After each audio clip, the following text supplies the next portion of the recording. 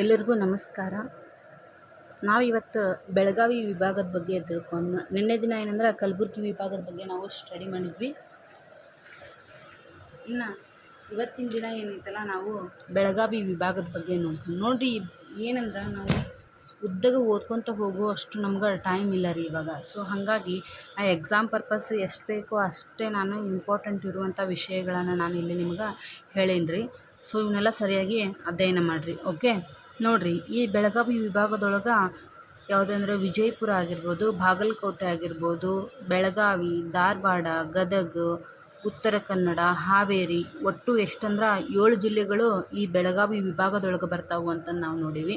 ಇನ್ನು ಈ ಬೆಳಗಾವಿ ಅನ್ನೋದು ಏನೈತಲ್ಲ, 1956 ಮುಂಬೈ ಪ್ರಾಂತ್ಯದೊಳಗಿತ್ತು ನೋಡ್ರಿ.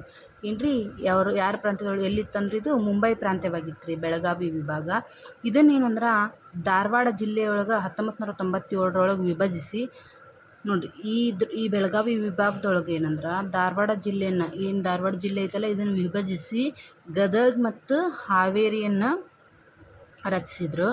ಮತ್ತು ವಿಜಯಪುರವನ್ನು ವಿಭಜಿಸಿ ಬಾಗಲಕೋಟೆಯನ್ನು ರಚಿಸಲಾಯಿತು ಅಂತ ನಾನು ನೋಡಿರಿ. ಈ 7 ಜಿಲ್ಲೆಯೊಳಗೆ ಫಸ್ಟು ಏನಂದ್ರೆ 1956 ಇದೇನಂದ್ರೆ ಟೋಟಲ್ ಮುಂಬೈ ಪ್ರಾಂತ್ಯದಾಗಿತ್ತು.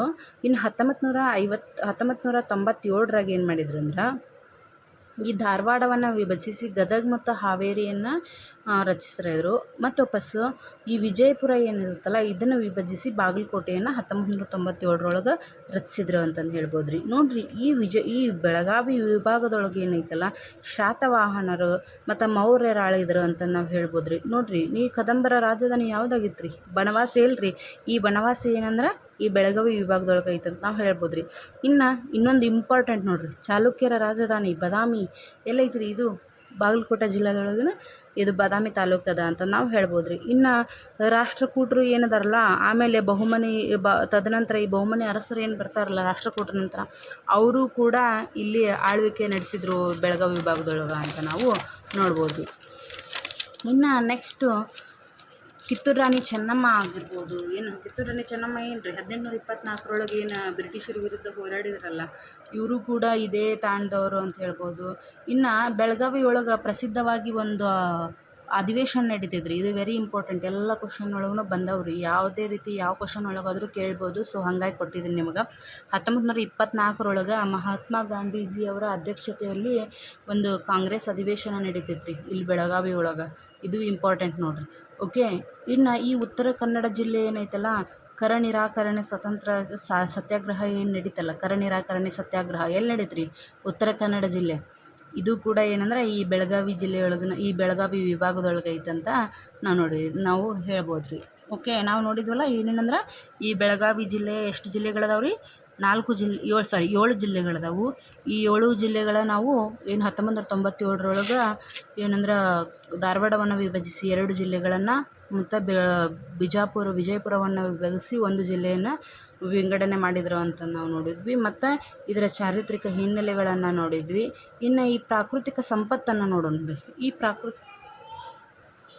ಈ ಪ್ರಾಕೃತಿಕ ಸಂಪತ್ತು ಅಂತ ಬಂದ ತಕ್ಷಣ ನಾವು ಏನು ನೋಡ್ಬೋದು ಅಂದರೆ ನದಿಗಳ ಬಗ್ಗೆ ನಾವು ಮೊದಲೇ ಅಧ್ಯಯನ ಮಾಡೋದ್ರಿ. ಏನಪ್ಪ ಅಂದ್ರೆ ಇಲ್ಲಿ ಯಾವ್ಯಾವ ನದಿಗಳು ಪ್ರಮುಖವಾಗಿ ಕಂಡು ಬಂದವು ಅಂದ್ರೆ ಕೃಷ್ಣ ಆಗಿರ್ಬೋದು, ಮಲ್ಲಪ್ರಭಾ ನದಿ, ಘಟಪ್ರಭಾ ನದಿ, ಭೀಮಾ, ಕಾಳಿ, ತುಂಗಭದ್ರಾ, ಈ ಎಲ್ಲ ನದಿಗಳೇನಂದ್ರೆ ಈ ವಿಭಾಗದೊಳಗೆ ಕಂಡು ಬರ್ತಾವ್ರಿ. ಯಾವ್ಯಾವ ರೀ? ಕೃಷ್ಣ, ಮಲ್ಲಪ್ರಭಾ, ಘಟಪ್ರಭಾ, ತುಂಗಭದ್ರಾ, ಭೀಮಾ, ಕಾಳಿ, ಈ ಪ್ರಮುಖ ನದಿಗಳೇ ಇಲ್ಲೇ ಹರಿತಾವು ಅಂತ ನಾವು ಹೇಳ್ಬೋದು ರೀ. ಈ ನದಿಗಳು ಈ ಸೃಷ್ಟಿಯಾಗಿ ಹರಿದಿರುವ ದಾರಿಯೊಳಗನ ಏನಂದರೆ ಕೆಲವು ಜಲಪಾತಗಳು ಕಂಡು ಬರ್ತಾವ್ರಿ. ಅವು ಯಾವ್ಯಾವಪ್ಪ ಈ ವಿಭಾಗದೊಳಗೆ ಕಂಡು ಬರುವಂಥ ಜಲಪಾತಗಳು ಅಂದ್ರೆ ಗೋಕಾಕ್ ಜಲಪಾತ ರೀ, 2ನೇದ್ದು ದಾಂಡೇಲಿ ಒಳಗೆ ಮಾಗೋಡು ಜಲಪಾತ ಕಂಡು ಬರುತ್ತಾ. ಇನ್ನು 3ನೇದಾಗಿ ಕಾರವಾರದ ದೇವಮಾಲ ಜಲಪಾತ ಕಂಡು ಬರುತ್ತಾ. ಇನ್ನು ಮುರುಡೇಶ್ವರದೊಳಗೆ ಏನೈತಲ್ಲ ಅಪ್ಸರಕೊಂಡ ಜಲಪಾತಗಳದಾವು ಅಂತ ನಾವು ಹೇಳ್ಬೋದು ರೀ. ಇನ್ನು ನಾವು ಈ ಪ್ರಾಕೃತಿಕ ಸಂಪತ್ತೊಳಗೆ ನಾವು ರಾಷ್ಟ್ರೀಯ ಉದ್ಯಾನವನಗಳನ್ನು ನೋಡ್ಬೇಕಾದ್ರೆ ಈ ನಮ್ಮ ಏನಂದ್ರೆ ಭಾರತದ ರಾಷ್ಟ್ರೀಯ ಉದ್ಯಾನವನಗಳದಾವಲ್ಲ ಅದರಲ್ಲಿ ಒಂದಾದಂತಹ ಅಂಶಿ ರಾಷ್ಟ್ರೀಯ ಉದ್ಯಾನವನ ಏನೈತಲ್ಲ ಈ ನಮ್ಮ ಬೆಳಗಾವಿ ವಿಭಾಗದೊಳಗೆ ಇದು ಕಾಳಿ ನದಿ ದಡದೊಳಗೆ ಐತಿ ಅಂತ ನಾವು ಹೇಳ್ಬೋದು. ಇನ್ನು ಅಟ್ಟಿವೇರಿ ಪಕ್ಷಿಧಾಮ ನಮ್ಮ ಈ ಬೆಳಗಾವಿ ವಿಭಾಗದೊಳಗೆ ಬರ್ತೈತೆ ನೋಡ್ರಿ. ಇನ್ನು ಈ ಬೆಳಗಾವಿ ವಿಭಾಗದೊಳಗಿರುವಂತಹ ಈ ಬಾಗಲಕೋಟೆ ಏನೈತಲ್ಲ ಇಲ್ಲೇ ಕಬ್ಬಿಣ ಅದಿರು ಮತ್ತು ಸುಣ್ಣದ ಮತ್ತು ಹೊಳ್ಳಿ ಬೆನಚು ಕಲ್ಲು ಅಪಾರವಾಗಿ ದೊರೀತೈತ್ರಿ. ಹಂಗೆ ಈ ಬಾಗಲಕೋಟೆ ಜಿಲ್ಲೆ ಒಳಗೆ ಇಲ್ಕಲ್ಲು ಏನೈತಲ್ಲ ಇಲ್ಲೇ ಗ್ರಾನೈಟ್ ಅಪಾರ ನಿಕ್ಷೇಪಗಳು ಇಲ್ಲೇ ಗ್ರಾನೈಟ್ ಐತಿ ಇಲ್ಕಲ್ಲೊಳಗೆ ಅಂತ ನಾವು ಹೇಳ್ಬೋದ್ರಿ. ಇನ್ನು ಪ್ರಕೃತಿ ಸಂಪತ್ತು ಮುಗೀತು. ಇನ್ನು ಕೃಷಿ ಉದ್ದಿಮೆ ಬಗ್ಗೆ ನೋಡ್ಬೇಕಂದ್ರೆ ಇಲ್ಲಿ ಯಾವ ರೀತಿಯ ಭೂಮಿ ಇದೆವು, ಯಾವ ರೀತಿಯ ಮಣ್ಣು ಇಲ್ಲಿದೆ ಅಂದ್ರೆ ಕಪ್ಪು ಮತ್ತು ಕೆಂಪು ಮಣ್ಣು ಇಲ್ಲೇ ಕಂಡುಬರುತ್ತೆ ರೀ. ಈ ಉದ್ಯಮ ಒಳಗಂದ್ರೆ ಮಹಾಲಿಂಗಪುರದ ಬೆಲ್ಲ ಭಾರಿ ಫೇಮಸ್ಸು. ಮತ್ತು ಬ್ಯಾಡಗಿಯ ಒಣಮೆಣ್ಸಿನ್ಕಾಯಿ ಆಗಿರ್ಬೋದು, ಗೋಡಂಬಿ ಆಗಿರ್ಬೋದು, ಇವೆಲ್ಲ ಇಲ್ಲಿಯ ಪ್ರಮುಖ ಉತ್ಪಾದನೆಗಳಾಗ್ಯಾವ್ರಿ. ಇನ್ನು ನೆಕ್ಸ್ಟು ಇಲ್ಲಿ ಕೃಷಿಗೆ ಹೆಲ್ಪ್ ಆಗಲಿ ಅನ್ನೋ ಸಲುವಾಗಿ ಕೆಲವೊಂದಿಷ್ಟು ನೀರಾವರಿ ಯೋಜನೆಗಳು ಇಲ್ಲಿ ಸ್ಟಾರ್ಟ್ ಮಾಡ್ಯಾರ. ಯೋಜನೆ ಅದಾವ್ರಿ. ಯಾವ್ಯಾವ ಅಂದ್ರೆ ಮಲ್ಲಪ್ರಭಾ ನೀರಾವರಿ ಯೋಜನೆ ಸ್ಟಾರ್ಟ್ ಆಗುತ್ತೆ. ಇದಕ್ಕೇನಂದ್ರೆ ನವಿಲು ತೀರ್ಥ ಅಂತಂದು ಹೇಳಿ ಕರೀತಾರೆ ರೀ. ಇನ್ನು ಆಲ್ಮಟ್ಟಿ ಒಳಗೆ ಕೃಷ್ಣಾ ಮೇಲ್ದಂಡೆ ಯೋಜನೆ ಅಂತಂದು ಹೇಳಿ ನೀರಾವರಿ ಯೋಜನೆ, ಇವೆರಡೂ ಕೂಡ ನೀರಾವರಿ ಯೋಜನೆಗಳಾಗ್ಯಾವು ಅಂತಂದು ಹೇಳ್ಬೋದು ರೀ. ಈ ಬೆಳಗಾವಿ ವಿಭಾಗದೊಳಗೆ ಗೋಡಂಬಿ ಸಂಸ್ಕರಣಾ ಘಟಕಗಳಿವೆ ರೀ. ಇಲ್ಲಿ ಗೋಡಂಬಿ ಸಂಸ್ಕರಣಾ ಘಟಕಗಳದಾವು. ಇನ್ನು ಉತ್ತರ ಕನ್ನಡ ಜಿಲ್ಲೆಯೊಳಗೆ ಕದ್ರಾ, ಸೂಪ, ಕೊಡಸಳ್ಳಿ, ನಾಗಜರಿ ಮತ್ತು ಕೈಗಾ ವಿದ್ಯುತ್ ಉತ್ಪಾದನಾ ಕೇಂದ್ರಗಳದಾವು ನೋಡ್ರಿ. ಇನ್ನು ಹಾವೇರಿ ಒಳಗೆ ಏನೈತಲ್ಲ ಸುಧಾರಿತ ಬೀಜ ಉತ್ಪಾದಿಸುವ ಪ್ರಮುಖ ಕೇಂದ್ರ ಐತ್ರಿ ಹಾವೇರಿ ಒಳಗೆ.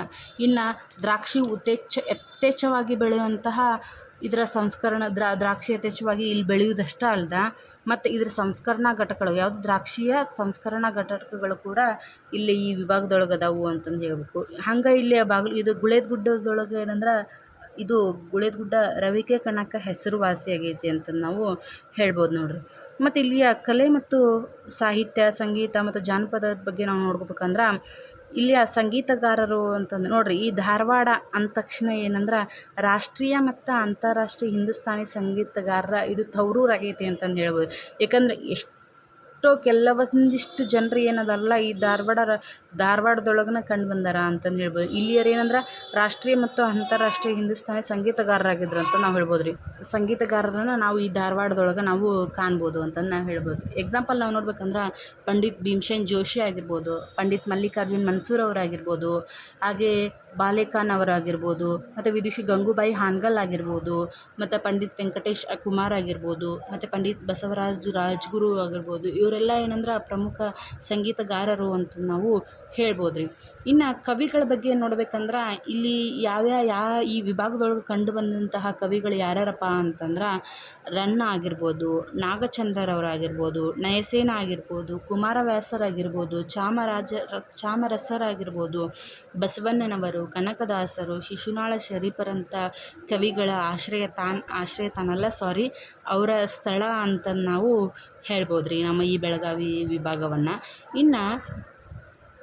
ಇನ್ನೂ ಕೆಲವಷ್ಟು ಜನರಿದ್ದಾರೆ. ಪಗು ಹಳಕಟ್ಟಿ ಆಗಿರ್ಬೋದು, ರೆವರೆಂಡ್ ಕಿಟ್ಟಲ್ ಆಗಿರ್ಬೋದು, ಮತ್ತೊಳ್ಳೆ ಬೂಸ್ನೂರ್ ಮಠ ಆಗಿರ್ಬೋದು, ವಿ.ಕೃ. ಗೋಕಾಕ್ರಾಗಿರ್ಬೋದು, ದರಾ ಬೇಂದ್ರೆ, ದಿನಕರ್ ದೇಸಾಯಿ ಆಗಿರ್ಬೋದು, ಗಿರೀಶ್ ಕಾರ್ನಾಡ್, ಚಂದ್ರಶೇಖರ್ ಕಂಬಾರ್, ಬಸವರಾಜ್ ಕಟ್ಟಿಮನಿ, ಇನ್ನಿತರ ಕವಿಗಳೆಲ್ಲ ಏನಂದ್ರೆ ಈ ವಿಭಾಗದವರು ಆಗ್ಯಾರ ಅಂತ ನಾವು ಹೇಳ್ಬೋದು ರೀ. ಇನ್ನು ಜನಪದ ಕ್ಷೇತ್ರಕ್ಕೆ ಹೆಸರುವಾಸಿಯಾದಂತಹ ಗಾರುಡಿಗ ಹುಕ್ಕೇರಿ ಬಾಳಪ್ಪ ಆಗಿರ್ಬೋದು, ನಾಡೋಜ ಸುಕ್ರಿ ಬೊಮ್ಮಗೌಡ ಆಗಿರ್ಬೋದು, ಇವರೆಲ್ಲ ಈ ಕ್ಷೇತ್ರದವರು ಈ ವಿಭಾಗದವರು ಅಂತ ನಾವು ಹೇಳ್ಬೋದು ರೀ. ಇನ್ನು ಇಲ್ಲಿ ಶ್ರೀಕೃಷ್ಣ ಪಾರಿಜಾತ ಮತ್ತು ಹೊಳ್ಳಿ ಬಡಗುತಿಟ್ಟು ಯಕ್ಷಗಾನ, ಸಣ್ಣಾಟ, ದೊಡ್ಡಾಟ, ಇನ್ನಿತರ ನಾಟಕ ಪ್ರಕಾರಗಳನ್ನು ನಾವು ಈ ವಿಭಾಗದೊಳಗೆ ನೋಡ್ಬೋದು ರೀ. ಇಲ್ಲಿಯ ಕೆಲವೊಂದಿಷ್ಟು ನಟರು ಅದಾರ ರೀ, ಅವ್ರು ವೆರಿ ಇಂಪಾರ್ಟೆಂಟ್ ಅಂತಲ್ಲ, ಇವರು ಇಲ್ಲಿಯ ಪ್ರಮುಖರು ಅಂತ ನಾವು ಹೇಳ್ಬೋದು ರೀ. ಯಾರ್ಯಾರಂದ್ರೆ ಅಪ್ಪಾಲಾಲ್ ಜಮಖಂಡಿ ಆಗಿರ್ಬೋದು, ಕೌಜಲಗಿ ನಿಂಗಮ್ಮ ಆಗಿರ್ಬೋದು, ಲೋಕಾಪುರ್ ದೇಶಪಾಂಡೆ ಆಗಿರ್ಬೋದು, ಇವರೆಲ್ಲ ಏನಂದ್ರೆ ನಟರು ಅಂತ ನಾವು ಹೇಳ್ಬೋದು ರೀ. ಇಲ್ಲಿಯ ಮತ್ತು ನಾವು ಇಲ್ಲಿಯ ಶಿಕ್ಷಣದ ಬಗ್ಗೆ ನಾವು ತಿಳ್ಕೊಬೇಕಂದ್ರೆ ಧಾರವಾಡ ನೋಡಿರಿ, ಈ ಧಾರವಾಡದೊಳಗೆ ಏನೈತಲ್ಲ ಕರ್ನಾಟಕ ವಿಶ್ವವಿದ್ಯಾಲಯವನ್ನು ನಾವು ನೋಡ್ಬೋದು ರೀ. ಇನ್ನು ಹುಬ್ಬಳ್ಳಿಯೊಳಗೆ ಕರ್ನಾಟಕ ಕಾನೂನು ವಿಶ್ವವಿದ್ಯಾಲಯವನ್ನು ನಾವು ನೋಡ್ತೀವಿ. ಇನ್ನು ಬೆಳಗಾವಿಯೊಳಗೆ ರಾಣಿ ಚೆನ್ನಮ್ಮ ವಿಶ್ವವಿದ್ಯಾಲಯವನ್ನು ನೋಡಿದ್ರೆ, ಇನ್ನು ವಿಶ್ವೇಶ್ವರಯ್ಯ ತಾಂತ್ರಿಕ ವಿಶ್ವವಿದ್ಯಾಲಯವು ಕೂಡ ಏನಂದ್ರೆ ಈ ಬೆಳಗಾವಿ ಒಳಗೆ ಐತಿ ಅಂತಂದು ಹೇಳ್ಬೋದು. ಇನ್ನು ವಿಜಯಪುರದೊಳಗೆ ಕರ್ನಾಟಕ ರಾಜ್ಯ ಮಹಿಳಾ ವಿಶ್ವವಿದ್ಯಾಲಯ ಐತಿ. ಬಾಗಲಕೋಟೆಯಲ್ಲಿ ತೋಟಗಾರಿಕಾ ವಿಶ್ವವಿದ್ಯಾಲಯ ಐತಿ. ಇನ್ನು ಈ ರೀತಿಯಾದಂತಹ ಎಷ್ಟೋ ಈ ಶಿಕ್ಷಣ ವಿಭಾಗಕ್ಕೆ ಈ ನಮ್ಮ ಬೆಳಗಾವಿ ವಿಭಾಗ ಏನೈತಲ್ಲ ಪ್ರಮುಖವಾಗೈತಿ ಅಂತಂದು ನಾವು ಹೇಳ್ಬೋದು ರೀ. ಈ ರೀತಿಯಾದಂಥ ವಿಶ್ವವಿದ್ಯಾಲಯಗಳು ಈ ಬೆಳಗಾವಿ ವಿಭಾಗದೊಳಗೆ ನಾವು ಕಾಣ್ತೀವಿ ರೀ. ಇನ್ನು ಈ ವಿಭಾಗದೊಳಗೆ ಅಂತಂದ್ರೆ ಈ ಕನ್ನಡ ಶಾಲೆಗಳ ಆರಂಭವಾದ ನೋಡಿರಿ. ಈ ಕನ್ನಡ ಶಾಲೆಗಳ ಈ ವಿಭಾಗದೊಳಗೆ ಆರಂಭವಾಗಬೇಕಂದ್ರೆ ಅಲ್ಲಿಯ ನೇತೃತ್ವ ಯಾರು ವಹಿಸ್ಕೊಂಡಿದ್ರು ಅಂದ್ರೆ ಡೆಪ್ಯೂಟಿ ಚನ್ನಬಸಪ್ಪನವರು ಈ ನೇತೃತ್ವವನ್ನು ವಹಿಸ್ಕೊಂಡಿದ್ರು. ಇದನ್ನು ನೆನ್ಪಿಟ್ಕೋರಿ, ಡೆಪ್ಯೂಟಿ ಚನ್ನಬಸಪ್ಪನವ್ರನ್ನ. ಇನ್ನು ಈ ಹುಬ್ಬಳ್ಳಿಯೊಳಗೆ ಕರ್ನಾಟಕದ ವಾಣಿಜ್ಯ, ಈ ಹುಬ್ಬಳ್ಳಿಯನ್ನು ಏನಂತಾರಂದ್ರೆ ಕರ್ನಾಟಕದ ವಾಣಿಜ್ಯ ಕೇಂದ್ರವಾಗೈತಿ ಅಂತಂದು ನಾವು ಹೇಳ್ತಾರೆ ರೀ. ಇನ್ನು ಇಲ್ಲಿ ಕೆಲವೊಂದಿಷ್ಟು ಸ್ವತಂತ್ರ ಹೋರಾಟಗಾರರು ಅದಾರ ನೋಡಿರಿ.